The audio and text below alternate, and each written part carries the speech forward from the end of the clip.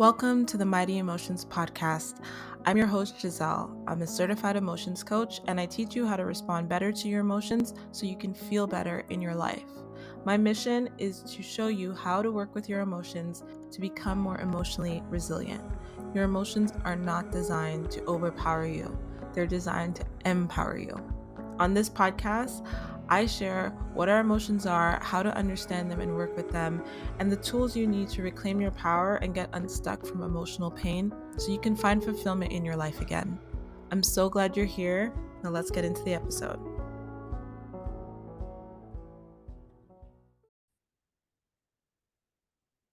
Hello, beautiful souls. Welcome back to another episode of the Mighty Emotions podcast. I am your host, Giselle. I'm an emotion management coach, and I'm here to teach you how to manage your emotions so that you can feel more empowered in your life. And I've taken a little break from the podcast because I've had so much happening behind the scenes, so much coming in 2024. That's been a lot of strategizing and planning and really just hunkering down and focusing on the projects that I'm working on for Mighty Emotions, but also my family. I have a young toddler and the clock's just changed. There's a lot going on. Okay. So I haven't been on the podcast in a while. I also have some guests lined up for future episodes, which will be out in 2024. So please stay subscribed. There is new coming. And thank you so much for continuing to enjoy the podcast and follow me on Instagram at mighty_emotions and TikTok, same handle. I just love connecting with you guys. And like I said, there's more to come. So today's episode, I want to talk about emotional ages. And I've been thinking about doing this episode for a while, and I thought I'm just going to sit down and record it and dive into finding out what is your emotional age and why is this important? Why does this matter? So all of us have heard of like our chronological age. We celebrate our birthday every year. Happy birthday if you're listening to this on your birthday. We also have biological ages, which is the state of health that our body is in. Sometimes we aren't taking care of ourselves the way we should. And so we actually are aging ourselves physically, even though chronologically we're at a certain age, right? I think I did my wellness report a couple of weeks ago, and I'm 4 years older physically, probably because I had a child about 3 years ago. So I'm definitely needing to focus more on my physical health and well-being so that I can align my chronological age with my biological age, right? Or yeah, with my biological age. So if you, for example, I've seen a person who is much older but looks a lot younger, or somebody vice versa that is younger but looks a lot older. They have a different chronological versus biological age. We also have emotional ages. And emotional ages have a lot to do with our level of maturity. So when you hear a term like, oh, you're emotionally mature, that's a great, badge of honor. You want to know, yeah, I'm emotionally mature. And that essentially you're saying this person is wise, they are well developed emotionally and mentally, that they have a steady mental health, that they can look at things objectively and neutrally. And, that's a great trait that we're all kind of aiming for. However, that can be true in one area of your life and not true in another area of your life, right? You can be emotionally mature, maybe in how you tackle challenges in your work, but be really emotionally immature in how you navigate challenges in relationships. They don't always automatically translate from one area to another. And the reason why we want to understand emotional ages is because it gives us a lot of insight and information into where we've experienced pain in our life that's gotten us stuck in that age. Our emotional age is how we view the world, how we understand the world and other people. And sometimes we can be chronologically a certain age, but be viewing the world through a much younger lens. In my own life, I, for a very long time, had the emotional age of a 15-year-old, right? I did not see myself as capable of handling things on my own. I didn't feel like an adult when I was around other adults. I saw them as like authority figures, even though I was much closer chronologically in age to them. But because I had been stuck in this 15-year-old age emotionally, that impacted how I saw the world. It impacted how I saw other people and how I responded to situations in my life, right? The way a toddler sees the world is very different, hopefully, from how a 30-year-old sees the world. And we can recognize these emotional age gaps when we see how people respond to situations. Sometimes you are looking at an adult who's throwing a literal tantrum, and you're thinking, what is happening here? This is such a juvenile response to the situation. Well, that's a good indication of their emotional age, right? Maybe they stopped developing at an age of a toddler when it came to certain things, right? Maybe they always had a parent that rescued them and intervened and took care of them and did everything for them. And so they never developed the wisdom that comes when we process our emotions and we move through difficulty and challenges and we gain that emotional endurance, right? They're stuck at that emotional age. So even though chronologically they've continued to grow, they've never learned to navigate situations at a higher and higher developmental level. And that's really important because when we're looking at healing or doing anything like this, if our emotional age is really, really young, then we're going to be approaching those situations from that standpoint, and we're maybe not going to be seeing the fullness of that standpoint, right? For example, if my emotion, like I said, my emotional age was a 15-year-old. A 15-year-old has limited experience in the world. A 15-year-old doesn't understand things fully. They see things very black and white. So for a very long time, I saw things as very black and white, very either or. I didn't see nuance. I didn't see context. And so even though I was reading all these self-development books and I was doing all these courses and I was doing all this work, I was doing it through the filter and through the lens of a 15-year-old. I was doing it through the lens of, well, if I read this book and this author said that this is this, then that's it. And when anything would conflict with that in life, it would really throw me through a blender. So I had to learn how to grow up emotionally, how to mature emotionally. And the way that I learned to do that was processing my emotions. The way that I learned to do that was by actually moving through the discomfort that I had felt all those years ago as a child, right? But I had never actually learned how to resolve because I didn't have the support. I didn't have anyone to teach me. And I had needed to say, okay, how am I going to respond differently to whatever the circumstance is? Because the pattern that I had was responding like a 15-year-old, right? The pattern that I had was responding in this very black or white way. I'm going to avoid this. I don't want to deal with this, instead of where I'm at now, where I'm able to say, okay, there's a bigger picture here, there's more information around me. And I had to get comfortable with my own discomfort around that. And I had to say, I don't want to continue to respond in this way, right? I want my emotional age to be a closer match to my chronological age. I want to be regulated, neutral, wise, mature, whatever the words are that you the adjectives are to describe that. I knew that I wanted to handle things with more self-belief, self-confidence. And in order to do that, I had to first acknowledge what my emotional age was, right? And that took the work of a mentor. I was working with a mentor at the time and going through the deep work of looking at my past through a different lens. And I was able to see, like, that's a really childish way for me to see the situation, right? When I had a different perspective coming in and I was like, oh, I was open to exploring it because I was seeing how childlike my viewpoint was for a really long time. And I didn't want it to continue to be that way. So I had to sit through the discomfort. I had to move through the discomfort of processing those emotions, the shame, the fear, the disgust, the anger, right? And I had to move through all of that.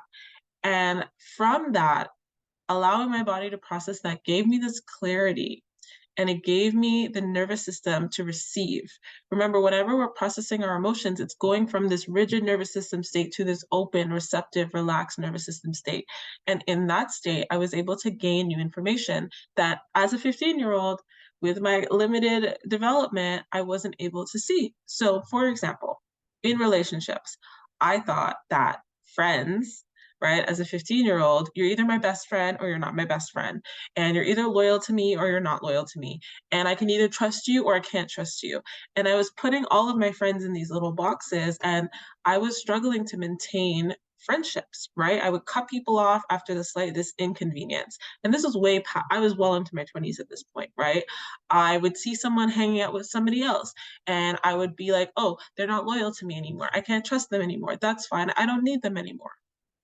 Very, very limited black and white thinking as an adult woman, but approaching friendships from the age of a 15-year-old because at 15, that's how I handled friendships, right? I never learned to navigate relational conflict. I never learned to have conversations. I never learned to share what I was feeling with my friends.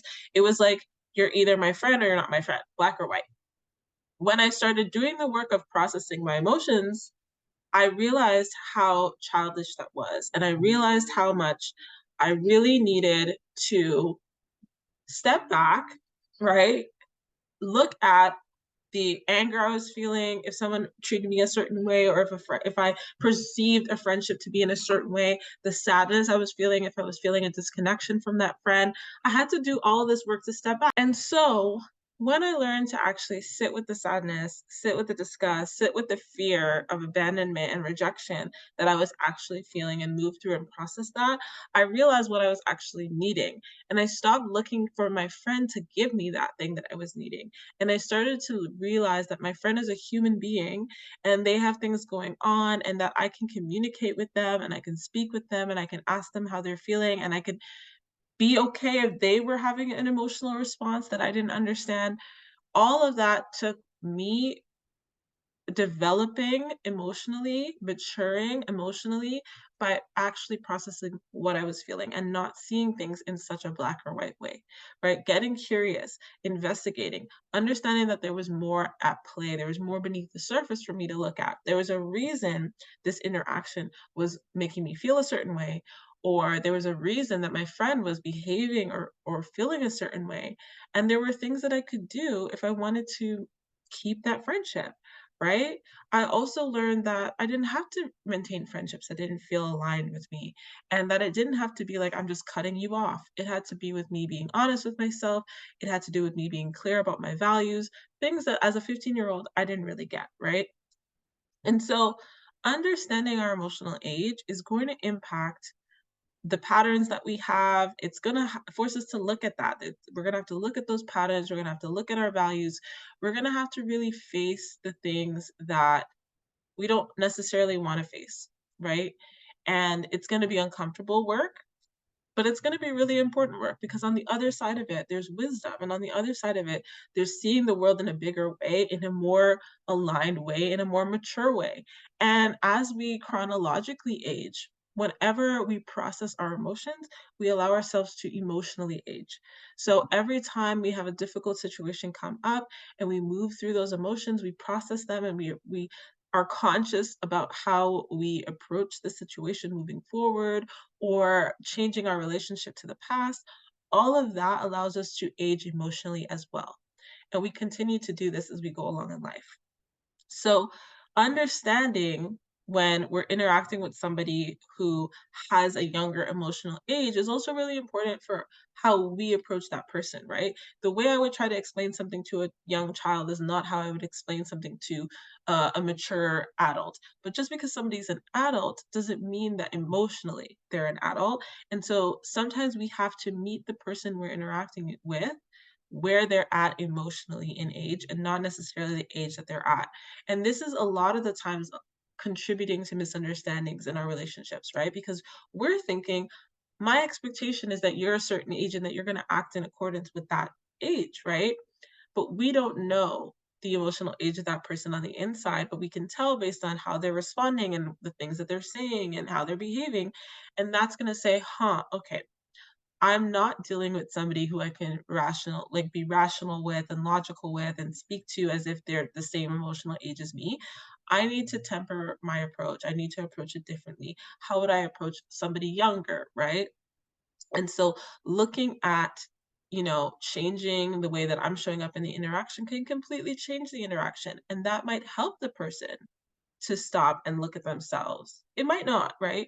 But I found a lot of times that I've walked away from a situation feeling a lot better by approaching it in that way rather than having this expectation that you're supposed to act this way because you're this age on the calendar and on paper, right? We behave the way we are, the age that we are emotionally, right? That's what I really want you to take away from this episode. You, me, all of us, we're going to behave the way that we are, behave the age that we are emotionally. So pay attention to your behavior, look at these clues and see, okay, is this childlike of me? Is this a pattern that I have? Is this pattern serving me?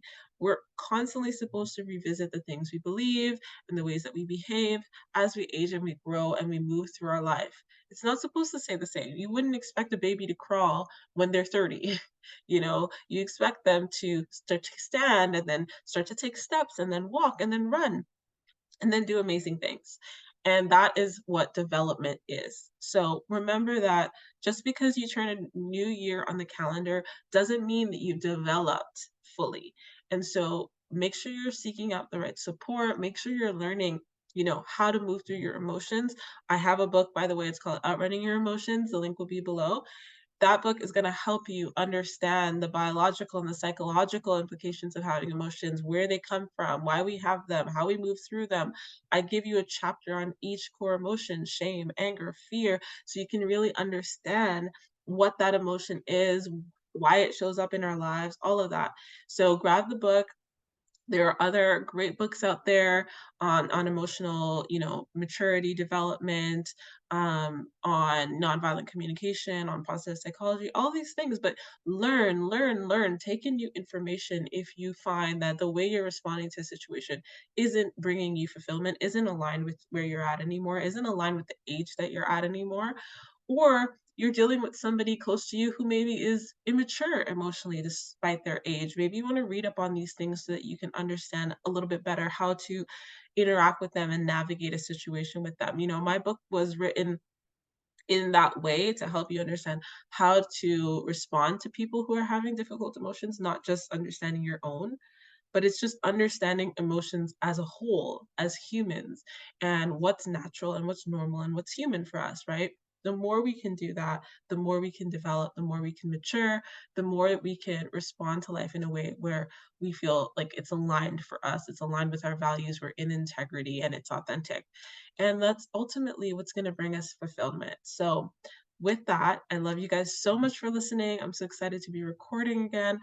Sorry for any kind of like drilling that you might have heard. I don't have a studio, so we're doing the best we can. But I will definitely be back in video and audio format for you as soon as I can. So, with that, I love you so much for listening. See you on the next episode. Thank you so much for listening to today's episode. It would mean so much if you could subscribe, leave a review, share with your friends and family, and let me know what you think by going to my Instagram at mighty_emotions and connecting with me and letting me know what you loved about today's episode.